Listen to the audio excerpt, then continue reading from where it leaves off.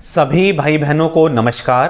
दोस्तों, आज हम बात करेंगे कि अगर आपकी कुंडली में केतु दूसरे भाव में स्थित है तो क्या करें, क्योंकि इसके बारे में बहुत सी भ्रांतियां फैली हुई हैं कि अगर केतु दूसरे भाव में स्थित है तो आपके पास जीवन भर कभी पैसा नहीं रहेगा, आप पैसे के लिए मोहताज रहेंगे, एक एक पैसे के लिए तरसेंगे, आपके जीवन में निर्धनता रहेगी।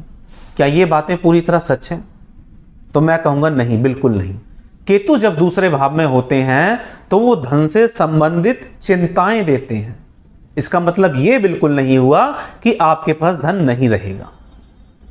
आपका जो कुटुंब है, आपकी जो वाणी का भाव है, वो भी दूसरा ही भाव है। यानी कि आपको अपने परिवार को लेकर, आपके कुटुंब को लेकर कुछ ना कुछ चिंताएं बनी रहेंगी। चिंताएं बने रहने में और संबंध खराब होने में जमीन आसमान का फर्क है। अगर आपकी कुंडली में भी दूसरे भाव में केतु देव स्थित हैं तो क्या उपाय आप करें जिससे आप इन चिंताओं से, और अगर सच में धन संबंधी समस्या है तो इससे कैसे बचे रहें। देखिए, दूसरा भाव है वाणी का। अधिकतर जिन भी भाई बहनों की कुंडली में दूसरे भाव में केतु होता है वो लोग वाणी से थोड़े कड़वे होते हैं। कड़वे होने का मतलब ये नहीं है कि वो गलत बात बोलते हैं, वो सही बात बोलते हैं, लेकिन लोगों को बुरी लगती है। आपको समाज में रहने के लिए हमेशा सच बोलना जरूरी नहीं है, क्योंकि ऐसे आप सोसाइटी से कटते चले जाएंगे, अपने परिवार से कटते हुए चले जाएंगे। आपको लगता है कि मैं जो बात बोलता हूं या बोलती हूं वो तो पूर्ण रूप से ठीक है, तो भाई इसमें गलत बात क्या है, मैंने क्या गलती कर दी। लेकिन आपका जो उस बात को कहने का तरीका होता है वो या तो थोड़ा अग्रेसिव होता है या कुछ इस प्रकार से होता है कि सामने वाले व्यक्ति को उसका बुरा लग जाता है। तो आप थोड़ा इसमें बदलाव करके देखिए। आप गलत नहीं हैं, लेकिन आपके आसपास के सोसाइटी के अनुसार आप जो किसी की बात आपको बुरी लगती है तो उसको में थोड़ा बदलाव करके देखिए। अब हम बात करते हैं धन संबंधी समस्याओं की।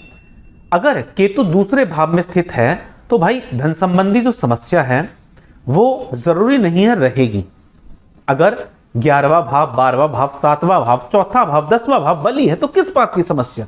आप व्यापार में अच्छी उन्नति कर रहे हैं, आपका जीवन साथी अच्छा है, आपका साथ निभा रहा है, आपको क्यों समस्या आएगी? बिल्कुल आपको समस्या नहीं आएगी। लेकिन अगर समस्या है, ये भाव ठीक नहीं है, तो क्या करें? एक तो अपने धन से संबंधित जो समस्याएं हैं वो 50 लोगों के बीच में गाएं ना। समझ रहे हैं? मतलब आपको धन संबंधी समस्या है तो आप 50 जगह जाकर ये ना बोले कि मेरे जीवन में पैसे की समस्या है, पैसा जुटता नहीं है, पैसा टिकता ही नहीं है, क्योंकि केतु रखना चाहता है भाई अपने आप को गुप्त। अब वो अगर अपने आप को गुप्त रखना चाहता है तो उसके बारे में आप जगह जगह बताओगे तो उसके प्रभाव आपकी कुंडली में डाउन और आने शुरू हो जाएंगे। ये बात सिर्फ उसी व्यक्ति को बताएं जिससे आपको लगता है कि चलो कुछ सलूशन मुझे मिलेगा। भाई कहीं से सलूशन मिल रहा है उस व्यक्ति को बता सकते हैं। 50 व्यक्ति तो आपको सलूशन नहीं देंगे ना, कोई एक या दो ही व्यक्ति आपको सलूशन दे सकते हैं। तो कुंडली में दूसरे भाव में केतु स्थित है तो ऐसे ही व्यक्ति को अपनी बात बताएं जिससे आपको कुछ सलूशन मिलने की उम्मीद 10-20% नजर आती है। इसी प्रकार से आपके कुटुंब, आपके घर परिवार की जो समस्याएं हैं उसमें भी आपको सेम सावधानी बरतनी है। यह भी आपको 10 जगह जाकर बात को नहीं बताना।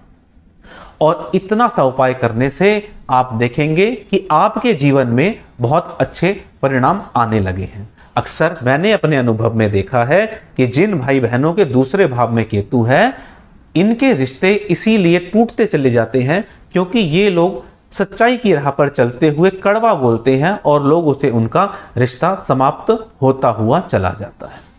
इसीलिए अपनी वाणी पर संयम रखें और जो बातें हैं अपने धन से संबंधित और अपने परिवार से संबंधित उन्हीं को गुप्त रखना है।